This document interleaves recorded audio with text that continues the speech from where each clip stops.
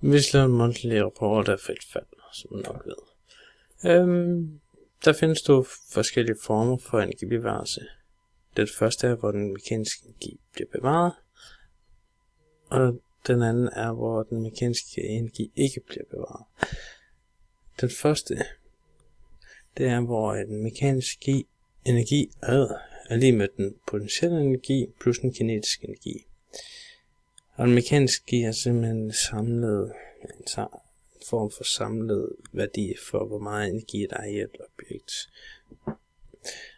Og vi kan se her, hvis vi kan tage et eksempel med bolden her, så kan vi se, at den har et højeste potentielle energi, når vi leger den ligger stille heroppe i toppen. Hvis ligger op en gang. Lige inden den falder ned. Fordi der har vi massen af bolden, gange med tyngderækkeakselerationen, gange med højden, der er mellem det nulpunkt, vi har valgt, som er skyggen hernede på gulvet, og så boldens position. Og nu når bolden ligger stille heroppe i luften, den er ikke begyndt at falde nu, så er den potentielle energi sit max. Hvorimod den kinetiske energi er meget lav, da vi kan se her, det er en halv gange med massen af bolden her, gange med den hastighed bolden er på. Men eftersom at bolden den ligger stille her i luften, så er den kinetiske energi lige med 0, og derfor er det samme som at sige, når et objekt ligger stille over 0 punkt, så er den mekaniske energi er lige med den potentielle energi, da den kinetiske energi er alligevel 0, så derfor er det ligegyldigt at lægge den til. Undskyld.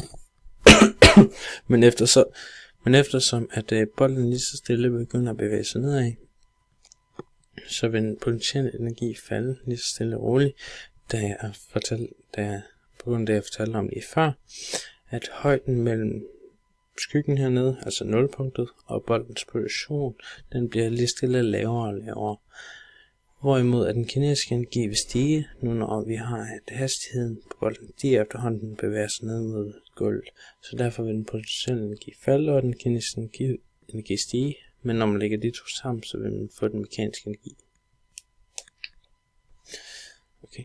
Men den kinetiske energi når sit absolut toppunkt, eller der hvor der allermest kinetisk energi er, når lige enten rammer jorden, altså de der få millimeter over, fordi det giver sgu nok mening, fordi der kan vi se, at den potentielle energi her, den har en meget lav H, fordi den befinder sig kun lige over jorden, så derfor, når man ganger med et meget lille tal, så giver det et meget lille tal i sidste ende, hvorimod den kinetiske energi vil være meget høj, fordi dets hastighed er meget stor. Og lige inden rammer jorden, der har den allerhøjeste hastighed. Så derfor vil den kinetiske energi være på sin max. Men så lige snart den rammer jorden igen, så vil den potentielle energi være størst. Eller så vil det hele give 0, fordi nu er den ligesom ramt den potentielle 0, og der får der ikke mere energi i bolden.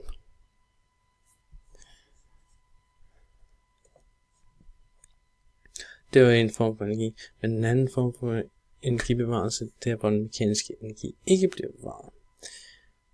Det kan vi se her med vores muffinform-forsøg, hvor vi kan se, at hvis den mekaniske energi bliver bevaret, som er den orange hernede, så vil den ligesom have været konstant på de her lidt under 0,0035. Men eftersom at den er dalende i takt med, at den potentielle energi falder, så viser det, at der er et eller andet ydre effekt, der har påvirket vores forsøg. Og lad os lige gennemgå tallene. Vi har jo fået vores værdier ud fra forskellige måleudstyr og Logger-Pro, eller primært Logger-Pro, hvor vi fandt ud af, hvor vi ligesom brugte den til at finde højden, altså afstanden fra vores faldende muffinform til vores nulpunkt, som vi valgte var gulvet. Men eftersom at men den har også en fin faldende kurve, som vi så havde forventet, da den vil falde mod jorden og ikke begynder ligesom at stige op igen, på grund af den her højde, den vil blive mindre. Men hvorimod den kinetiske energi, der havde vi en vis forventning om, at den vil have en højere stigning, og det havde vi fordi, at hvis vores objekt hvis vores muffinform befandt os i et vakuumrum, så vil der ikke have været nogen ydre kraft til at påvirke vores muffinform, og derved vil den have steget lige så kraftigt, som den potentielle energi er faldet, og så har vi fået den her mekaniske energi, som var stabil på det der lidt under 0,0033 eller 35.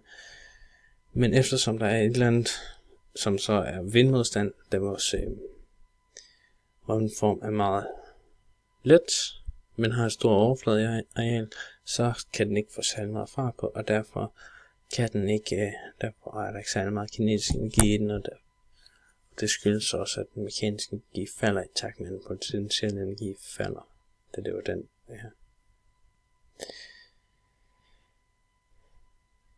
Og så til sidst her, når den efter 1,35, så når den ligesom bund, og der er ikke mere potentiel energi, den er nået vores besluttede nulpunkt, og der er heller ikke mere kinetisk energi, da den nu ikke længere falder.